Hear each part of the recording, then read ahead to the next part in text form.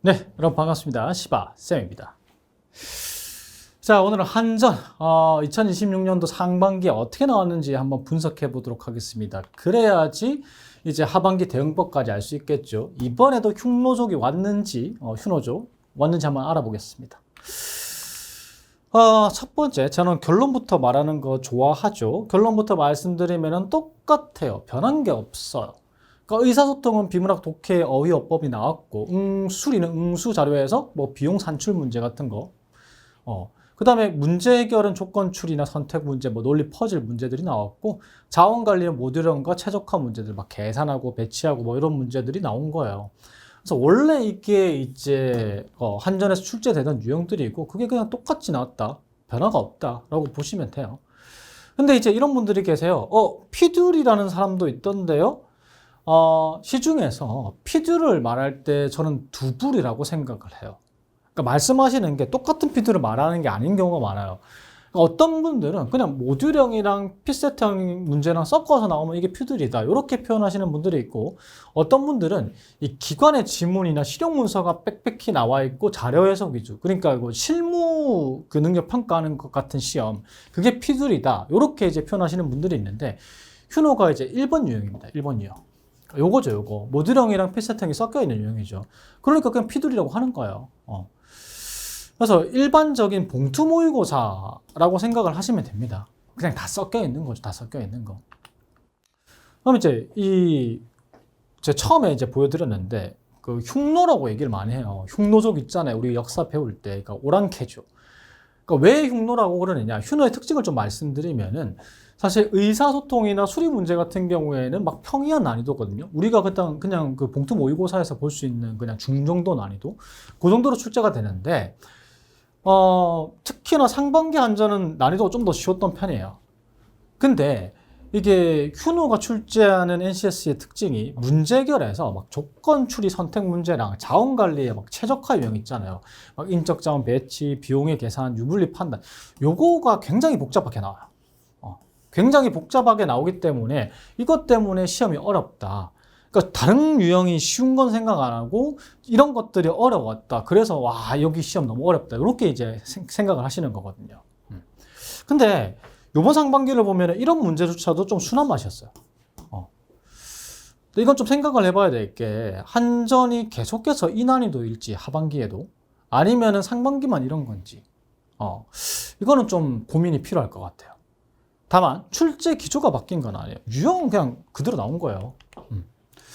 그 다음에 사실은 이 유형의 변화가 없기 때문에 여러분들이 주의하실 건 이 오답 감점입니다. 그러니까 다른 기관 시험과 극명하게 차이 나는 부분은 이 오답 감점 부분이거든요.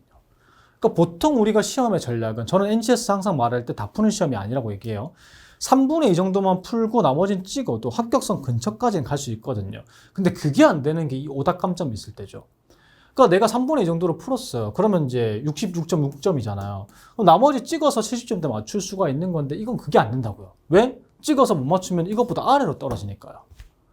그러니까 다른 기관의 시험들보다는 더 많이 풀어야 되고요. 풀었을 때 틀리면 안 되는 거예요. 그러니까 찍어서 맞추는 것보다 감점이 더 크기 때문에 애매한 겁니다. 그래서 후기에서도 그에 대한 고민이 굉장히 많습니다. 굉장히 많아요. 그래서 한전에서 나중에도 말씀드리겠지만은, 틀릴 것 같은 문제는 애초에 발도 안 뻗는 게 이제 이 전략이겠죠. 그래서 후기들을 살펴보시면은 뭐 이런 거죠. 한전이라 그런지 시간이 많이 빠듯했습니다. 많이 부족했어요. 요건 아까 말씀드린 그 문제 해결 유형들 때문이고요. 그다음에 계산. 작년보다 어렵다 하는 분들도 계시더라고요. 뭐 항상 이제 시험 치고 나면은 작년보다 어려웠다, 쉬웠다, 이게 갈리는 것 같아요. 그다음에 뭐 이런 거 나왔다. 이게 제가 흔히 말씀드리는 뭐 최적화 문제, 뭐 이런 거죠. 그래서 시간 싸움이 관건이라는 거죠. 의사소통 길었고, 그 다음에 대부분 한전 지문이었다. 그래서 에너지 전력사를 계속해서 준비를 하신 분들은 독해 속도가 빨라요. 용어에 익숙하기 때문에. 그래서 오히려 그분들은 의사소통이 쉬웠다라고 표현하시는 분들이 많거든요. 그 다음에 자원관리는 당연히 또 모듈형 섞여서 나오고, 뭐 이런 거 최적화 문제들, 계산 문제들이 나왔고, 까다로웠다. 그러니까 당연히도 이런 유형이 까다롭습니다. 이 대행사 자체가. 그다음에 계산 지옥까지는 아니었다. 그냥 자료가 좀 많았을 뿐이다. 가독성이 떨어질 뿐이다. 뭐 이런 거죠. 그래서 이분이 제대로 말씀하셨어. 까다로운 걸 과감히 넘기는 게 관건이다. 그게 관건인 시험이에요. 이 시험 자체가. 그 다음에 어휘풀이 잘못된 것. 와, 풀다가 라면 먹고 싶었다는 분들도 계시더라고요. 비율 주고 개수 구하기 뭐 이런 거. 그러니까 문제 출제 창의력이 뛰어나다 말이에요. 함전 시험인데 대장균 지문이 나왔다. 그러니까 참거짓 의자 개수. 이게 논리 퍼즐이잖아요. 논리. 이런 거 나왔고, 문법도 나왔다. 그냥 다 내는 겁니다. 다 때려내는 거예요. 그러니까 불량품 계산하는 거 뭐 이런 거. 그러니까 통계치 활용해가지고 뭐 퍼센테이지 막 해가지고 계산하는 거 뭐 이런 거. 근데 이 방문하지 못하는 장소, 이게 조건 추리 문제. 그러니까 이 분의 체감이 이제 시험을 많이 쳐보신 분인 것 같은데, 기본서에서 푸는 1분 이내로 푸는 수리 문제들 수준이었다. 그러니까 수리는 그렇게 어렵지 않았다는 거예요. 그러니까 내정지가 온 거는 문제 해결 그쪽 분야죠. 그러니까 최적화 문제들. 상황 제시해서 조건 추리하는 문제들. 맞춤법, 한자. 다 똑같은 거 아니에요, 지금? 다 똑같은 겁니다. 모듈과 필셋이 섞인 피드죠. 정확하죠. 그냥 복모. 그러니까 정보는 뭐 코드 문제, 함수.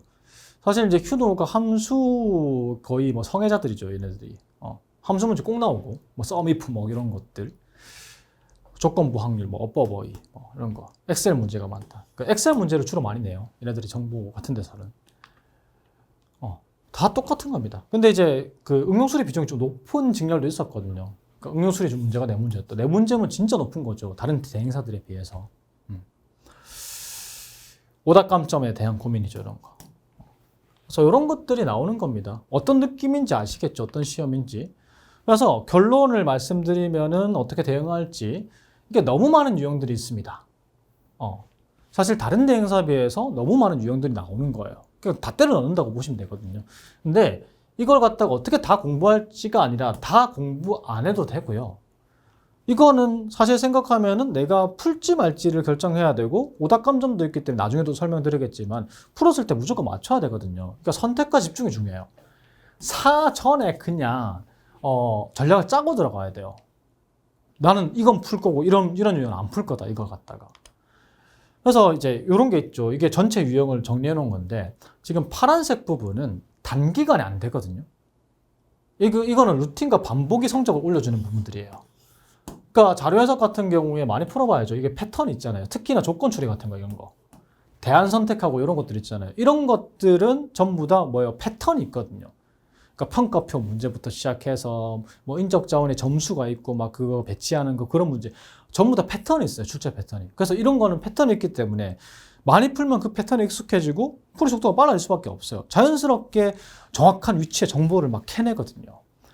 그러니까 이런 것들은 제가 지금 보여드린 거 파란색들은 루틴과 반복이 필요해요. 지금부터 그냥 시작하시는 거죠. 그 다음에 초록색은 단기간에 암기하거나 실력 향상이 가능한 부분입니다. 응용수리 같은 거.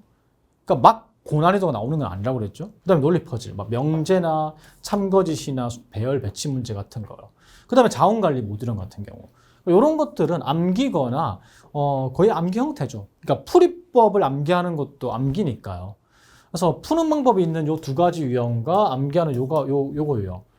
요거는 단기간에 실력 향상이 가능하죠. 그럼 시험에 채용 공고 뜨면 이제 시작하는 게 좋겠죠, 이거. 그 다음에 빨간색. 이거는 범위에 비해서 효율이 안 나와요. 그러니까 도대체 어디서 나올 줄 알걸요? 어휘어법이요.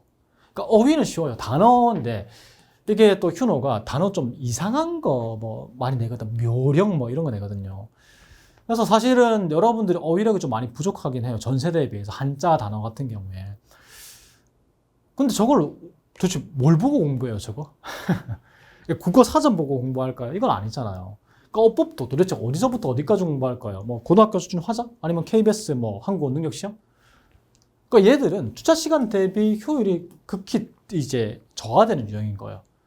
그래서 이제 기본서에 나오는 정도의 빈출 유형만 간결하게 보고 가야 되는 거죠.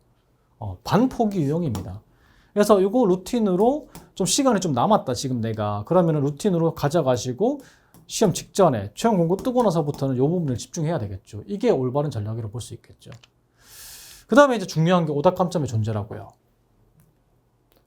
일단 목표가 50문항 중 38문항에서 40문항 푸는 걸 목표로 해야 되고요. 이게 30초 정도에 풀리는 문제들도 있잖아요. 모듈원 같은 경우에 뭐 10초, 20초만 풀잖아요. 그래서 그거 감안할 때 한 문제당 2분 이내 문제 정도만 건드려야 돼요. 그거 이상의 유형은 건들면 안 되는 거죠. 그러면 여러분들이 연습할 때 이 유형은 2분 이상이다. 내가 풀지 말아야 된다. 이 유형은 건드려야 된다는 판단이 가능해야 되잖아요. 그러려면 어떻게 해야 되느냐? 연습할 때 있잖아요.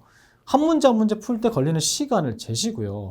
그 시간을 보고 아, 이런 유형은 내가 특히 많이 걸리는구나. 이런 유형은 안 풀어야지. 이거는 내가 적게 걸리네? 생각보다? 그럼 이건 풀어야지. 이런 게 돼야 된다고요.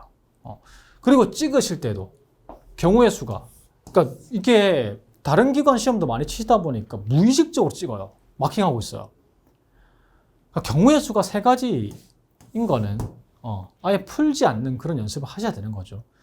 그래서 오답감점이 있는 경우에 풀이 전략이 다르고 이게 몸에 배야 되는데 실제로 몸에 안 배워서 가는 경우가 많아요. 다른 기관도 준비하다 보니까. 그래서 이거는 조금 이제 뭐 한 일주일 정도 전에 오답감점을 있는 이제 유형이라고 생각하고 문제지를 모의고사를 응시해 보시는 거, 그게 필요합니다. 그리고 이제 특히 중요한 거는 변별력을 가르는 거는 이게 의사소통이나 이제 수리가 쉽기 때문에 변별력을 가르는 거는 이 문제결 있잖아요. 상황 조건 문제, 자원관리 최적화 문제, 뭐 경로라든지 뭐 조건 선택이라든지 요금 뭐 유불리라든지 스케줄링 하는 거라든지 예산 최적화라든지 평가표라든지 이런 거 여러분들 많이 보셨죠. 이런 것들을 누가 얼마나 건드리냐에 따라서 합격 당락이 결정될 수가 있습니다. 그래서 저런 것들도요. 이게 출제 패턴이 있어요. 그러니까 평가표 문제는 보통 이제 평가 기준 있고 평가표 이제 뭐 결과 있고 요거에 따라서 어느 기업이 되느냐 뭐 상황이 바뀌면 어떻게 되냐 이런 거 출제 패턴이 있잖아요. 이런 거 많이 풀면 늘 수밖에 없어요. 다 비슷하거든요. 그러니까 이게 엄청난 접근법이 있진 않지만 양치기가 통합니다. 그 패턴에 익숙해져 버리는 거죠. 그래서 이런 유형들은 필사책에 많이 있어요. 필사책에 되게 많이 있기 때문에 이걸 갖다가 양치기를 하셔야 돼요. 양치기를 하셔야 돼요. 그래서 그리고 이제 뭐 경로 문제의 접근법, 스케줄링 문제의 접근법 이런 접근법들이 찾아보면 있거든요. 이 접근법을 먼저 알고 이제 풀면 또 더 편해요. 그렇기 때문에 요거는 루틴으로 만드셔서 계속해서 이 패턴에 익숙해지셔야 된다. 기가 막히게 어딜 봐야 될지 알고 어디서 정보를 찾아야 될지 알고 이런 것들이 있는 거죠. 그걸 연습하셔야 돼요. 그래서 정리를 하면은 마무리입니다. 유형이 너무 다양하고 오답감점이 존재한다는 것 자체가 다른 기관의 시험하고는 조금 다릅니다. 그렇기 때문에 이건 사전에 풀문항과 안 풀문항을 결정하고 가셔야 돼요. 내가 이런 문제 풀면은 계속해서 틀리는 거예요. 정답률이 30%밖에 안 나와요. 그럼 이거는 어때요? 아니, 그 문제를 맞춰서 점수를 얻을 확률보다 점수가 떨어질 감점을 당할 확률이 더 많은 거잖아요. 그래서 사전 선정을 하고 가실 필요가 있어요. 어떤 문제를 풀지. 그 다음에 루틴의 필요성. 그러니까 문해의 조건 문제들 있잖아요. 이런 상황 제시형 문제들. 아까 제가 보여드린 유형들. 이런 유형들은 양치기가 통해요. 적어도 2, 3주 전에는 감 찾아야 돼요. 반복해서 풀어볼 필요가 있는 거죠. 그래서 중요한 거는 이번 이 시험에서는 하반기에 내가 뭘 잘하고 뭘 못하는지 판명해야 됩니다. 그래서 맞출 수 있는 거. 시간이 적게 걸리는 거 골라 풀 수 있는 게가 중요해요. 그리고 이런 문해의 문제를 최대한 많이 건드리는 게 중요해요. 맞출 수 있는 게. 사실 뭐 이런 걸 갖다가 시간이 오래 걸리는 타임킬러 문제인데 또 건들면은 오답은 잘 안 나오거든요. 함정에 빠지지 않는 이상. 저런 거 함정 이런 거예요. 예외. 해서 조건 뭐 이런 거 이제 반영 안 해서 틀리거든요. 그러니까 이런 것만 이제 주의하면은 풀면은 정답은 맞춰지거든요. 그래서 한전 지금 이 시점에 생각하시고 계신 분들은 빨리 뭐 풀지 말지부터 결정하세요. 이거 판단하고 그것만 반복적으로 연습하시는 게 이 학습 전략의 핵심입니다. 그래서 빨리 내가 뭘 잘 풀고 뭘 못 푸는지 판단을 하시라. 그게 핵심이다. 이렇게 말씀을 드리고 싶습니다.